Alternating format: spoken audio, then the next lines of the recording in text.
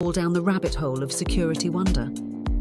If you're ready to see how deep it goes, you've found the right place. Pour your tea.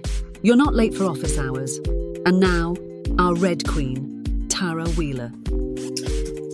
Good afternoon, folks. Such a wonderful day to be with you. I am thrilled to be here with you again this week, and I am absolutely gratified to be able to introduce a friend and colleague in this space, the owner of an amazing managed service provider, and a human that in the short amount of time I've had a chance to know him, I think I already want to be his best friend. Folks, I'd love to introduce you this week to Adam Pittman. He's president of Computerabilities, and he's a veteran computer technician and network engineer.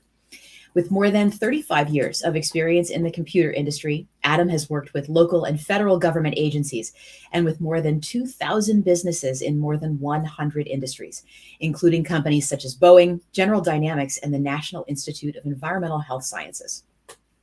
In 2006, Adam was the recipient of the Businessman of the Year Award and received the Secretary of Defense Patriotic Employer Award in 2017. Computerabilities was named Best of Business Raleigh Business Service in 2013. In his spare time, Adam is passionate about sailing and has sailed the British and U.S. Virgin Islands more than a dozen times. Adam, it is a joy and a pleasure to have you here with us this week. Thank you so very much for being with us. I am as happy as you, if not more so, to be on your show. Thank you very much for having me. Oh, this is going to be a lot of fun. I love that you have sailed. I love activities that that involve a lot of safety equipment and qualifications, perhaps. And I feel like that you have to know a lot, maintain a lot, keep a lot in your head as you're sailing a vessel around the Virgin Islands. That's incredible. Tell us a little bit more. That's one of my passions is sailing, for sure. In fact, it's probably my only real passion. Love to sail. I actually grew up in the Virgin Islands, so been sailing since I was 9. I had my first boat when I was 12, and just been sailing ever since. And it's just it's a great thing. It is sailing is often described as times of complete boredom followed by times of complete terror, and that can happen within minutes, right? You're sailing, the weather's great, and all of a sudden the storm hits, and it comes on quickly. So you do have to know what's going on. You do have to have your safety equipment. You do have to have everything in its place so that you can get it. You do have to have everything organized and put in its right place properly, so you can prevent the loss of life or the loss of injury, right? So you don't want to get injured, for sure. And it's funny that you mentioned that, because until I started saying that, I didn't realize how comparable that was to cybersecurity. I absolutely agree. I love activities like that as well. And I think we all end up in some kind of activity that is absorbing. You have to focus on it. You can't be thinking about your day job. And for me, I'm a student pilot. I ride motorcycles, a bunch of things that involve a lot of checklists before you get to have fun, and that are absolutely wonderful and absorbing. But also, if there's a problem, your full and whole attention is on it instantly. And you better have already done all of the prep work you need in order to make sure that you're going to be okay in that situation. I absolutely agree. I love the analogy. I also sometimes use poker as an analogy for it. That is to say, if you're doing poker right, it's really boring most of the time, except for the just very few moments punctuated by extreme adrenaline, I think is a good way to put it. And sometimes that the process of getting better at it is inscrutable to me, right? Just you get better so slowly at a skill like that over time that it takes time to build a skill set. And sometimes you're not sure you're making the right decision until you look back and see the average of your decisions over time, which is super interesting to me. I like my decision theory. Yeah. I don't know. Have you ever had a chance to play any poker at all? I don't play poker. I'm not much of a gambler. I'm very good at losing money other ways. So well, with a boat, I hear. I'm there. Yep, there's no question about that, right? I guess. But certainly, it's absolutely very true. And I can tell you that I know people. I've been sailing, like I said, all my life, and I know people who have circumnavigated. And I knew a couple who, before they circumnavigated, actually chartered a sailboat during the hurricane purposely, right? So that they can go out and experience the hurricanes before they chartered. So, it's preparation is important. It's kind of like tabletop exercises, right? In cybersecurity, it's making sure that we have all the security in place and making sure that we know what we're doing when something happens. Wow. Absolutely. I love that. And I didn't know you could charter a boat to go out in a hurricane, but there's a tiny little critter in the back of my head wondering if that would be fun. I have to tell you, I don't want to do it. I can hear that. I can hear that. It's been a crazy week regardless. And I love my hobbies as a result of the things that I do on an everyday basis. Cybersecurity is very much like that. It's very much, and I've been doing this for, a couple of decades at this point as well too. It's very much like that, where most of the time and most of the preparation work is boring. And there's always an incentive to do something other than the prep work. There's always an incentive to do something other than your asset inventory and making sure your playbooks are in order and re-auditing whether or not the controls are relevant and in place and compensated. There's always something that's more urgent, but in the moment that everything hits the fan, there's never been anything more important than making sure that your resources are to hand.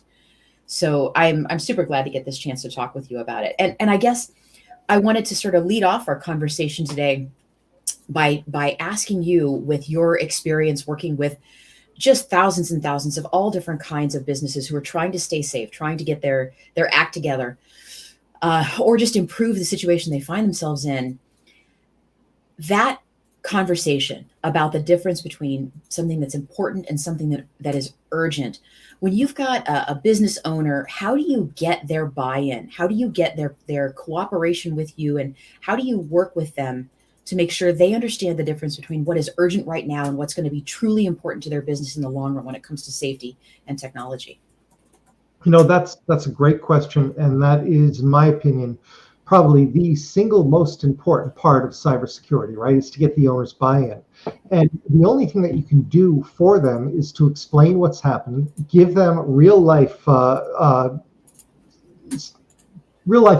experiences on what you've seen with other customers, on what you've seen with other people, on things that they can research and they can see, because it's so important.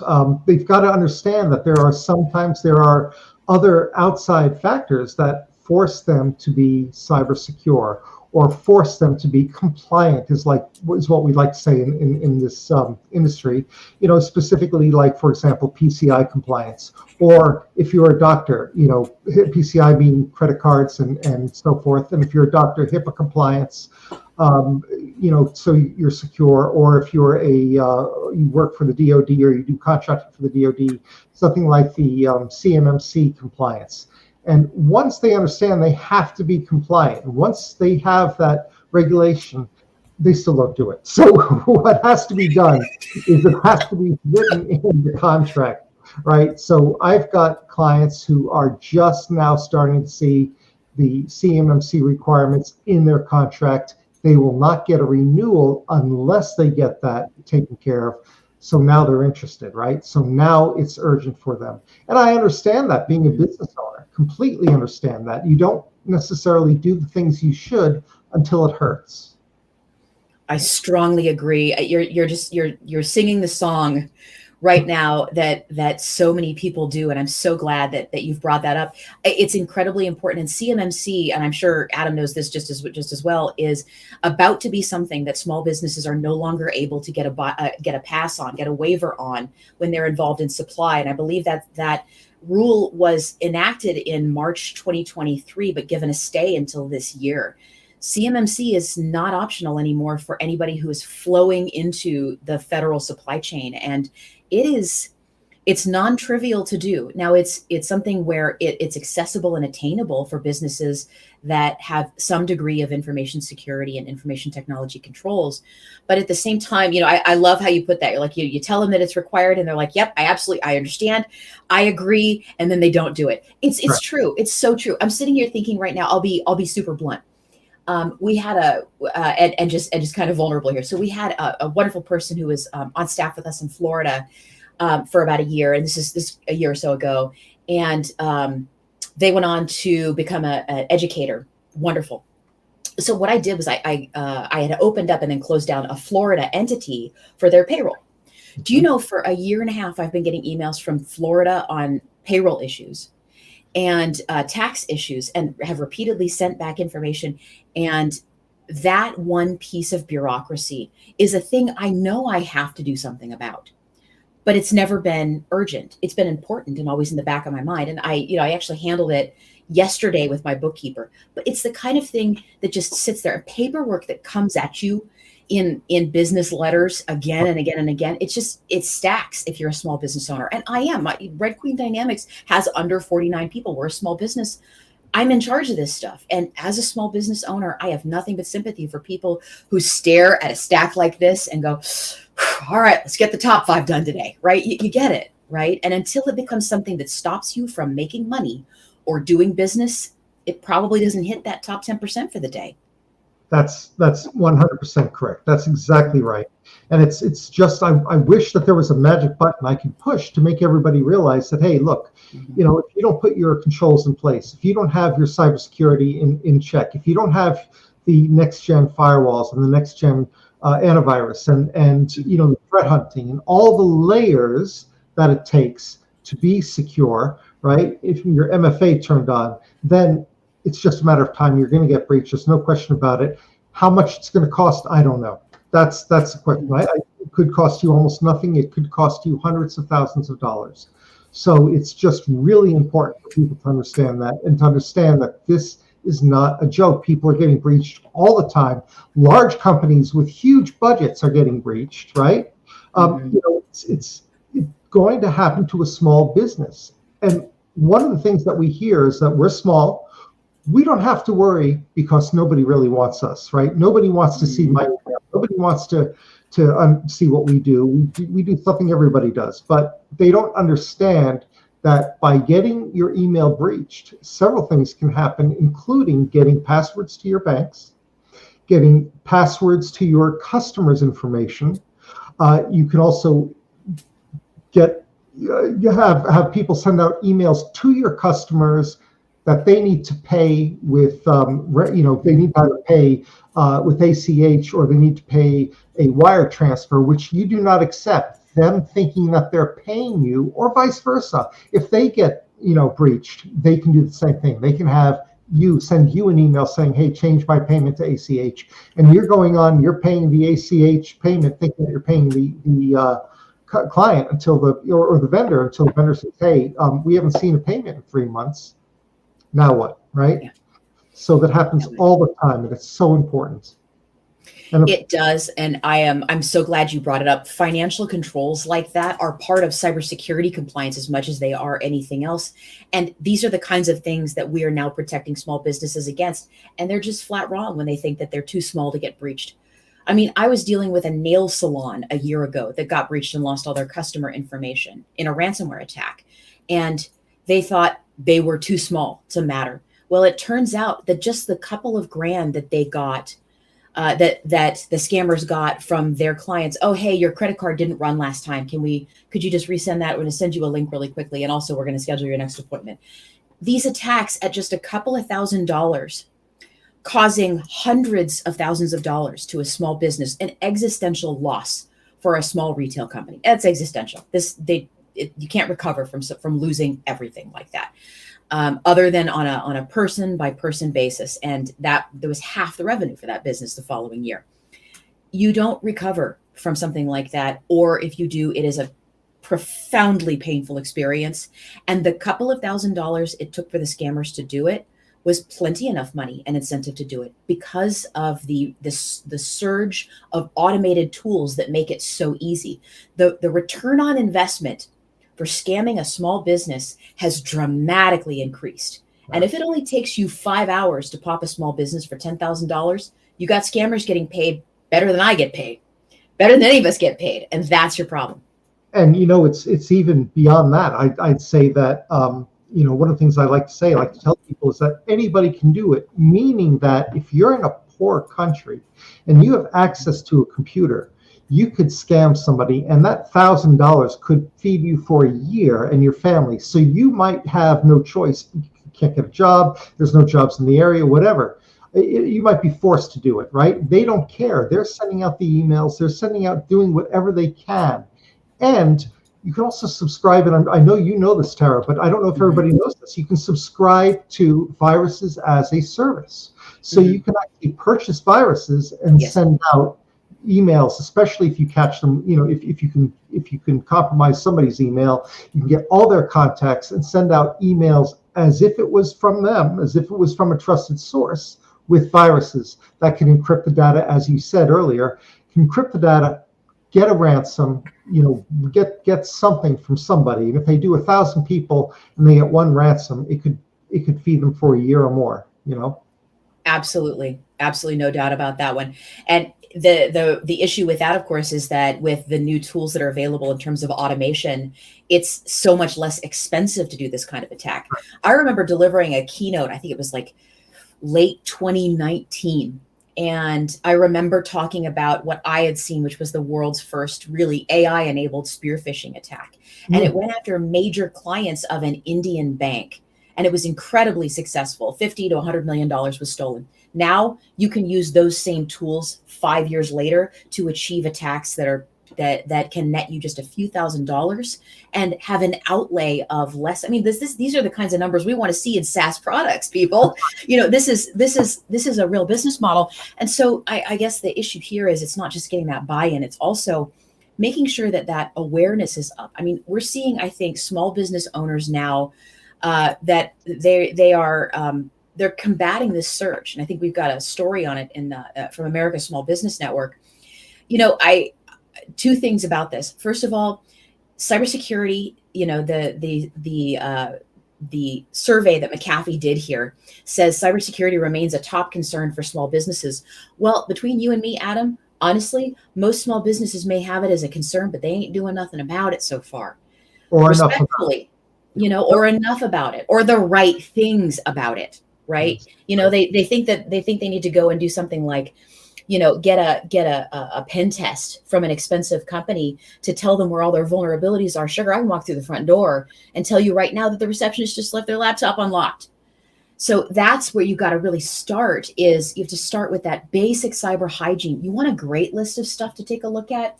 Not only do we always publish a list of top options for small businesses to tackle in terms of hygiene, including the Global Cyber Alliance's Small Business Toolkit. That's also part of Red Queen Dynamics. We offer that for free for every small business. But CIS has also got a great publication. CIS's blog, the Cybersecurity and Infrastructure Security Agency's blog, often publishes wonderful updates that are human readable and consumable if you want to understand what's actually happening in that moment. Spoiler alert, pretty much either somebody let someone through the front door or it was a memory safety issue. Honestly, it's one of those two things. Either the code that's being used in an application by that company got breached, or somebody in the company clicked a link, or they opened a file, or they answered a phone call and was the wrong person. They got a text and they did what somebody said to do. And that's the kind of cyber hygiene we've got to see small businesses understanding better. You don't need to hire elite hackers to break into, a 20-person trucking company to remind everybody not to put a rock in the back door to prop it open. No question. And, it's probably the easiest thing that we can do, and certainly the least expensive thing, right? You mentioned awareness. Training is very important. We train our clients. We do a live training, a lunch and learn once a year for our clients, and then more if they request it. And we give them training every month. Now, a lot of the clients don't take it, and we try to push it. We try to say, take it. But that's part of that buy-in again, right? That's part of like, okay, upper management has to do it, and they have to lead by example. Because the truth is, the more aware you are, the more that's in front of you, the training, then the more you're going to, the less likely is you're going to fall for a cybersecurity threat, right? So I've got a friend who's in the same business. He was an MSP. He actually sold his business, I think, about a year ago, and he tells the story that he was, his neighbor's son was killed in a car accident. He was very close to his neighbor. Very sad story. And he said he went to work that day, and his mind wasn't on his work. Of course, it wasn't on his work, right? He was on his neighbor's child, and he himself fell for a phishing scam, right? Didn't realize it. Didn't check anything. Just clicked on the link, put in his username and address. His email address and his password. and got breached right away. And he realized it and was able to, pull the plug and get it taken care of. But the point is that somebody who's in our industry who knows better can do this. If somebody can absolutely just completely not have their mind on security because of a real event, then anybody can, right? Anybody can certainly, just for that minute, just click on that email or answer that text they shouldn't answer. It just happens. It's easy to do. So the better trained we are, and the more often we have those reminders in place, right? Like if we do training 15 minutes a month, the more chance there is that we will not fall prey to these attacks. I think there's a lot of shame around that. I think there's a lot of fear and a lot of shame around it. I think a lot of small business owners, I've talked to a lot of people who are very smart, who feel fear and shame around the concept of cybersecurity. The number of CEOs of law firms and accounting firms I've talked to who, they get on a call with me like, oh God, we're so bad at everything. I haven't even changed my password in like a year. And I say, it's okay. We don't actually make you do that anymore. But the fact that that's the most recent thing that's stuck in their head that they're supposed to be doing is a little disturbing. It also means they're less likely to ask for help if they feel ashamed or frightened about it. And I think we need to normalize the fact that everybody gets hacked. I've been hacked multiple times. I had my WordPress site hacked like 5 years ago. About 4 months ago, I came that close to falling for a payroll scam. And it was just it's the right time of day, the right person, and publicly available information, social media, LinkedIn, stuff like that becomes available. We were onboarding a contractor, and I had them getting signed up in our payroll system, and we like using Gusto. It's pretty great.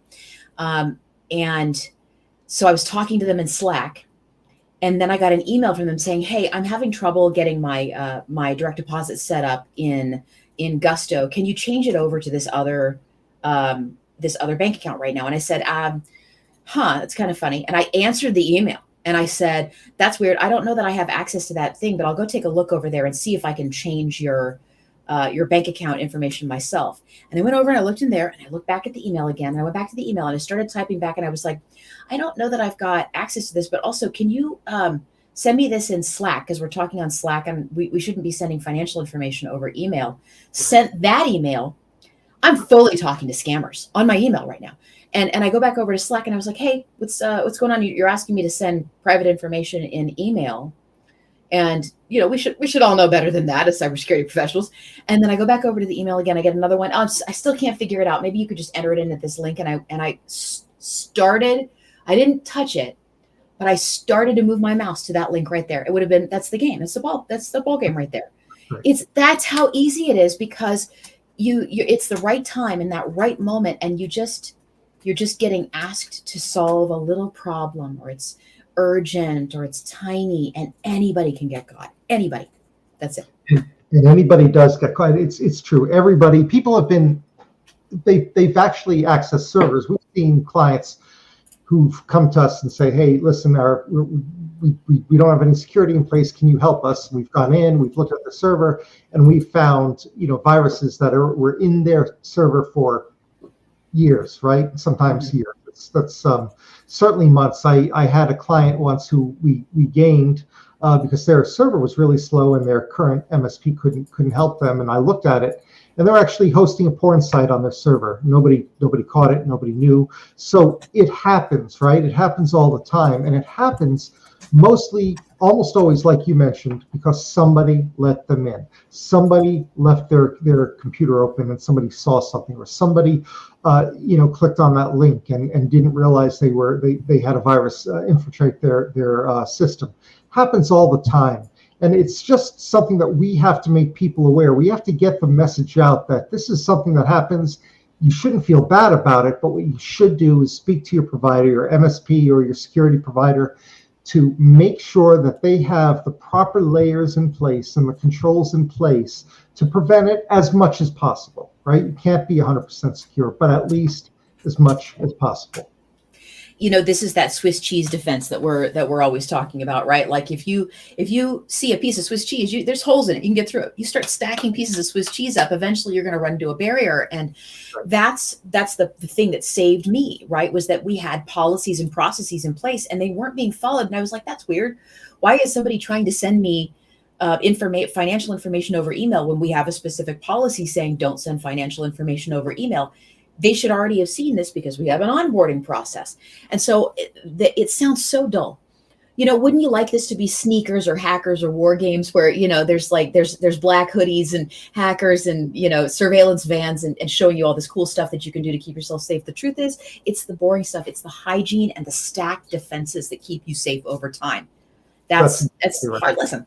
Yeah. Yep. And it's that urge. It's that important instead of urgent work, which means, every quarter you get a slightly improved security posture. Every time you, Adam, go talk to your clients, do you do quarterly reviews with them or on status? Yeah, a lot of folks do. Yeah. What is the best and worst? I don't want to ask you to talk about your specific clients, but if you want to kind of like anonymize for the sake of the internet here, what are some of the best and worst kinds of responses you get from people when you ask them questions like this and you make suggestions about security improvements? So let's talk about the best first, because I like good news. So cool. We have some small government agencies that we do work for, and we've got some transportation services, and we have some, mostly contracting. So we have some contractors also who are very security minded, and they get it, right? We go there, I see something that's new that they need. I say, hey, look, you have to turn your MFA on, and they're the first people to turn it on, right? Which is awesome, right? Multi-factor authentication. And I say, hey, look, that's not going to cost you anything. You got to do your security training. And they do it. And we can see that they're doing their training every, for the most part, most people are doing it every month. And we say, hey, you need this, you need to make sure that your antivirus, your next gen antivirus that we're providing is on. Just always check to make sure. And we don't see a problem with that. So we've got that. On the other hand, we have those people who, look, you have to turn your MFA on. And they said, oh man, it's going to cost us more work.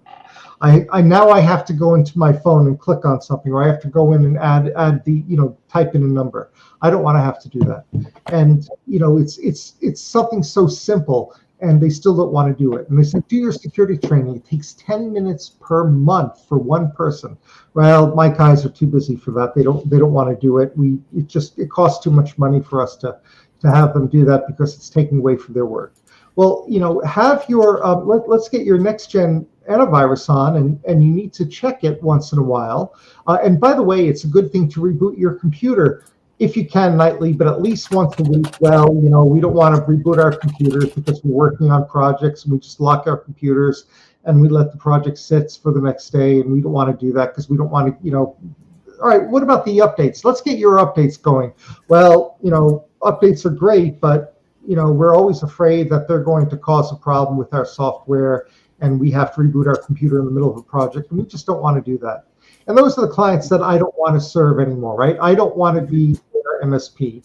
I want somebody who's going to be proactive with their security, because I cannot waste the time that it takes to try to educate these guys and tell them what to do.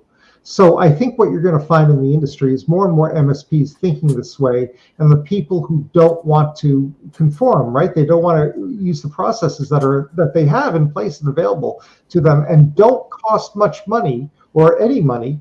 I think you're going to find MSPs wanting to let those people go. I love that you have described not just what a good customer is, but what a bad customer is, and what an ex-customer is. Frankly, there's a kind of a little bit of a sophisticated tangent on this one, which is that I'm seeing that MSPs that have clients that continue to stay with them but don't implement security practices.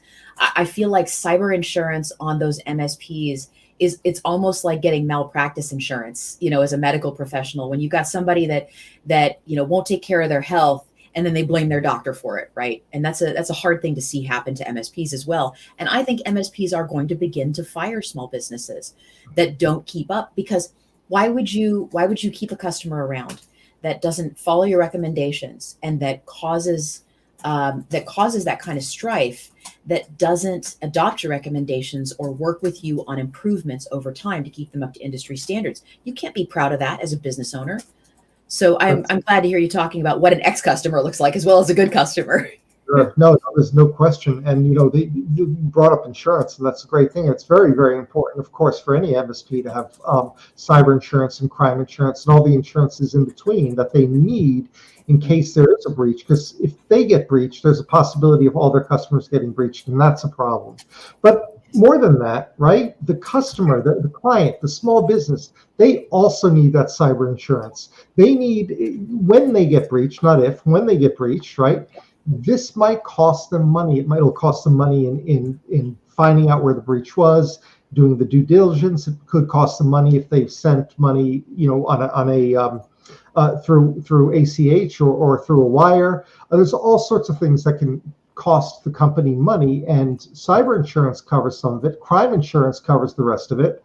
And if you have those two things, you're still, you've got to do all of the things that you need to do to keep that insurance. And that is another way of forcing you to comply with regulations and comply with all the good things that you need to do.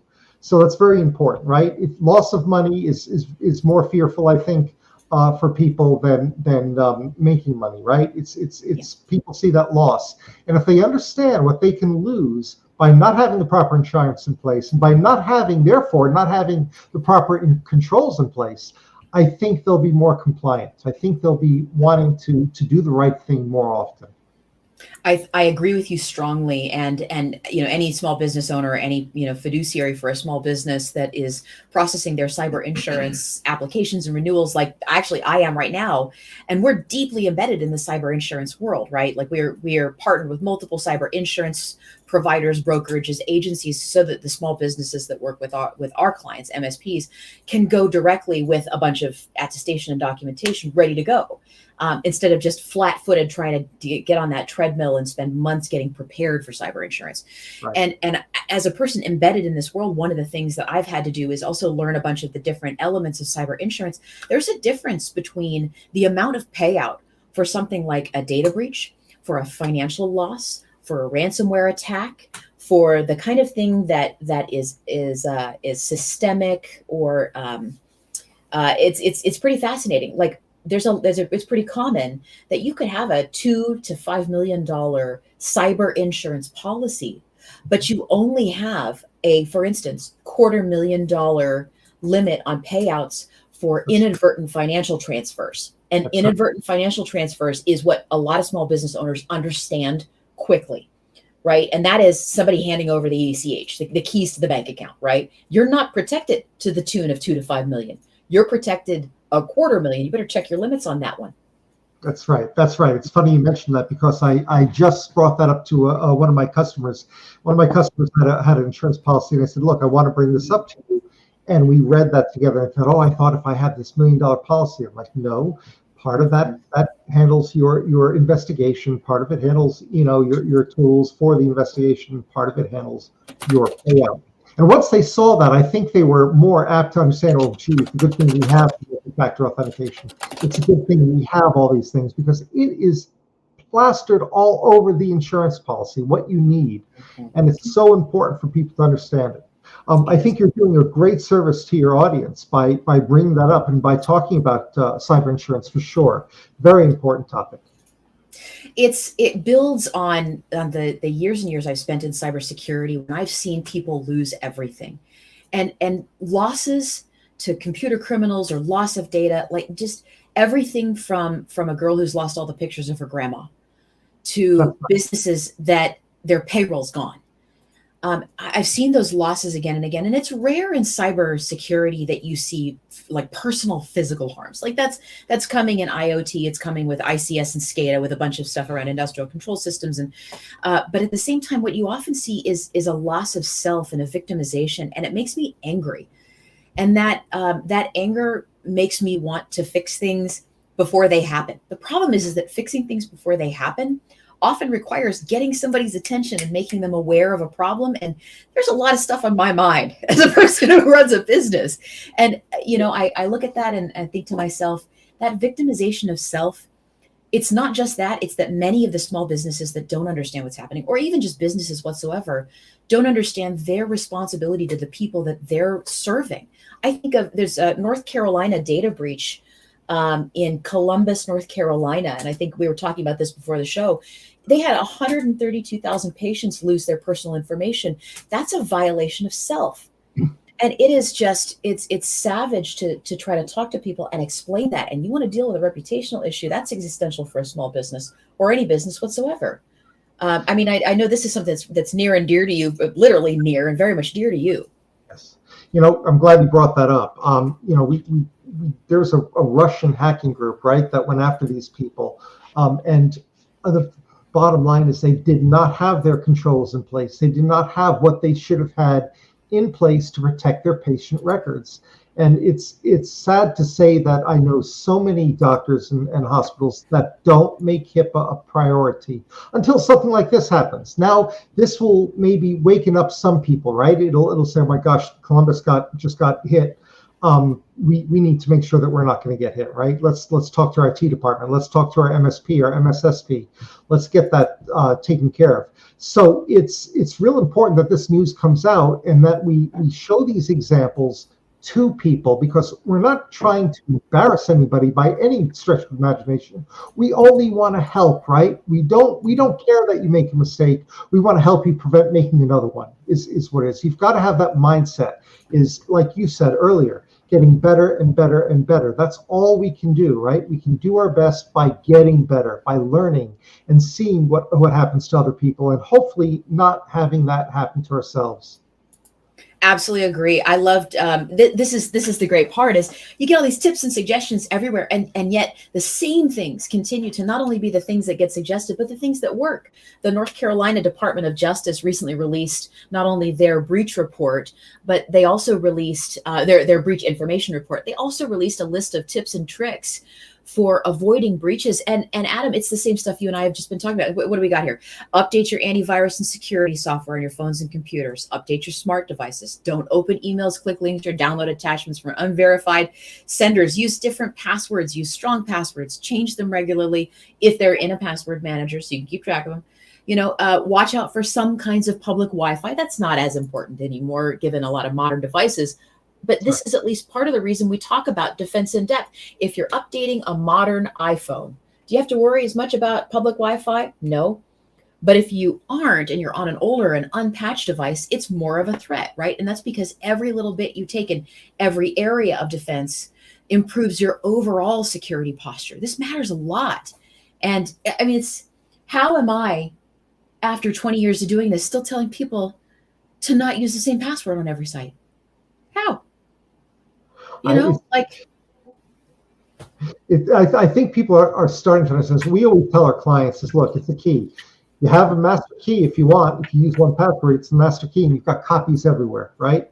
So somebody's going to get into it. They can get into one thing, they get into everything. So we try to get our clients to use password managers, and we support and we sell one, right? So we like the password managers. They create a strong password for you. But I'll tell you, Tara, one of the things that just bothers me to no end is when I got on a site or a client calls me up and said, hey, my site won't take my 20 character password, right? It wants 8 characters or less, and it's only upper and lower case. That's just like, you need to stay away from that site. Maybe you shouldn't use that vendor, right? It's just, they don't care about security. So it goes both ways. It's not just you. You've got to watch your vendors, right? This kind of brings me to another piece of what I wanted to make aware to your audience, is that you've got to make sure it's not enough that you're doing what needs to be done. You've got to make sure your vendors are doing what they need to do as well. Does that make sense? Exactly. It does. I love that one. Tell me you use a legacy database without telling me you use a legacy database.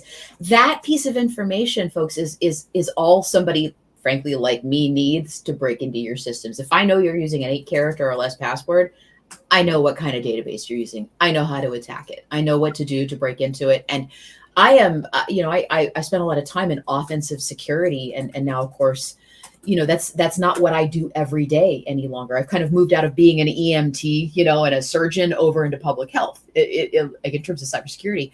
But I mean, That wouldn't even take me very long to do. And that's disturbing, right?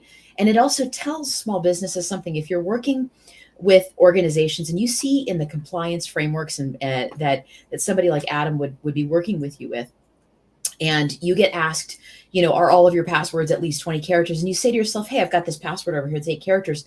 Don't ignore that. Don't ignore when your gut tells you something's wrong. This goes straight to, that sort of, who's the guy that wrote it? Gavin DeBecker, Gift of Fear. When your gut tells you something's wrong in cybersecurity, something's probably wrong. Some of what we do when we're doing phishing training is we're training employees, training people who are part of a business to get that sense of when something might be a little wrong, a little bit off. And so when you look around and you see warning signs, don't ignore the warning signs. You're about to drive off a cliff. So I appreciate the idea that you watch everything. And even if you don't know, just ask. Ask Adam. Ask your MSP, ask your MSSP, ask your provider. If you're not sure what's going on, send an email, send a message, and just say, hey, this is weird. And you know what you can always do that's always going to be safe? I'm even saying this to you right now. Don't click on anything, but you can always screenshot what you're looking at. And you can say, can you take a look at this screenshot for me and tell me if this looks weird? You can always do that. Internally, any company will let you do that. Send a message. That's always good. Is that how you ask people, people that are being served by you to give you information, Adam? We do a couple of things. So certainly, we try to train them to hover over the URL to make sure the URL matches where they're going, right? That it's actually the .com or the .net that they want to go to. But certainly if it's not, of course, take a screenshot, send it to us in a ticket so we can look at it. We can help you out. Don't click on anything. We also like to use, some pretty good spam filters and email filters, email security filters, so that what we like is a application that's going to sandbox the link before it actually sends you to it, so it checks it out for any viruses or for anything that's wrong. So we love to use software that does that for our security. And I think that when customers see that, if they hover over the URL and they see that it's going to our security, which we train them on, then I feel that they have a little bit more confidence on clicking it. And it lowers the amount of tickets that we get, but it also makes them feel more comfortable. Of course, not everybody does that. People click on links that they shouldn't without even thinking about sending it to us. It happens to us all. It does. It happens to everybody. And that's why the next step is XDR, MDR, however you're handling it. You got a SIM, you're looking at what's going on in those clients' databases. You know what I don't want to know, Adam? I don't want to know how to practice law or accounting. I want the service providers that we use for our business to do their job, do it great. I want to keep them safe. I don't want to memorize tax code. I already have to know CVEs every single day. That's my job, right? And so I want to keep people safe in that way, and that's meaningful to me. But that's the reason why I am glad to work with qualified and capable pros. I would love, as we're starting to sort of get to the end of the hour here, I'd love to learn a little bit more about Computerabilities and Orbis. If you'd like to tell us a little bit more about who you are, what's going on. It's an honor genuinely to speak to you. I'm the child of 2 veterans, and I'm glad for your veteran service and how you work with that community. Tell us a little bit more about that.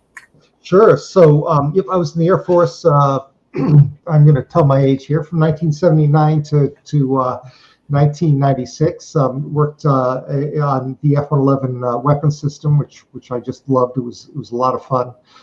Great things. Loved my being in the Air Force. People thank me, and I'm like, don't thank me. I had a great time when I was in it. I really enjoyed it. Veterans are so important. I didn't realize that you came from a veteran family, so kudos to you. And by the way, I'm the one who feels honored that you had me on your show, so thank you very much, for sure. But Computerability has been in business for about 28 years. We started basically because I used to teach computer systems, and somebody came to me and said, hey, do you do what you teach? We need somebody to manage our infrastructure. And I'm like, yeah, sure. I'll do anything for $1, within reason. And so I started Computerabilities, and we started working on systems initially. You know, it was there was not a lot of remote controls 28 years ago, as you know. So it was going to the client sites, doing all their updates, and that worked great because they knew when I was coming. It was scheduled. They knew that I'd be on their computer for a few minutes and I'd be rebooting their computer. And in some ways, that's better than some of the automation. But the automation is much better when you have a large client base, of course, and you're doing thousands of systems per month, right? You can't do what I was doing with 1,000 systems or more. It's very difficult to do it with a few hundred. So the automation tools are awesome. So we use automation a lot for our infrastructure, for our management, for our controls, with the security and updates and all of that, and gives us reports. And of course, we use a SIM where we need to, and we check those log files. And we've got a NOC that looks over our clients who need that extra security, and it all works really well for clients who have the buy-in, right? For clients who say, yeah, we do need this. And it's just awesome that they do that. That's wonderful. We're going to throw up a link to Computerabilities and a way to find you folks as people go forward as well too, Adam. And it is a pleasure and a joy, and I am glad and grateful for your service. And I also I love planes. Planes are fun. We can talk more about that as we go. But I'm glad to have this chance. So folks are going to be able to find you, and we love the opportunity to work with people who take care of their clients, right? We're here as the nuts and bolts, product provider for somebody who takes good care of the people that, impact our everyday lives. And I'm very glad to have had you aboard. It is an honor and a pleasure to have you. So, all right, Adam, here is the fun question that I get to ask everybody at the end of every one of our broadcasts. And I don't know if Ian's warned you about this one already, but I have a feeling I might know the answer to this one. We've gotten all kinds of answers. If you didn't do what you do for a living right now, and you were free to do anything as your job, your career, what does alternate universe Adam do for a living? What's your other career, the other job that you could have done? For a living, honestly, what I think you're doing is extremely commendable. And I would love to have the time to go around seriously and speak to people about cybersecurity. If everything was perfect, which it never is, I would love to have a sailboat circumnavigate the world, teaching people about cybersecurity. That would be awesome, right? To go to different countries in your own boat and go do your speeches and teach people and who really want to learn, right? It's always great when they really want to learn. So that would be the fantasy, which just is not a reality. But I love talking about cybersecurity because it's so important. And the more we can get that word out, the better the whole world will be, right? On a whole, it's just so important. Oh, I'm so glad. Yes, you get your own security armada. I'll join in, but on land and on a motorcycle. Or you can have an air escort. There we go. Sounds great. That's awesome. It sounds like a blast. Adam, it's been a wonderful week and a wonderful chance to get to know you. And I'm sure folk are going to get a chance to reach out to you as they can. Looking forward to the ongoing conversation, my friend. Folks, it's been a pleasure to have you all with us this week. Thank you so very much for your time, your attention, your joy. We are really looking forward to seeing you again this next week. This next week, we will have Philip Wiley aboard to have a conversation with folks about all of the fun that exists in the security ecosystem, have a little more conversation about AI and goodness like that. But if you don't have anything else you want to say to folks, Adam, I think we'll wrap it up for this week. Anything last? Keep security on your mind always. Do your training. That's the most important thing. And don't click on links that you don't know who they're coming from. Just be careful. Don't click on them links. Folks, It's been absolutely wonderful. Have a fabulous week. Thank you very much. Thanks, Adam. Join us and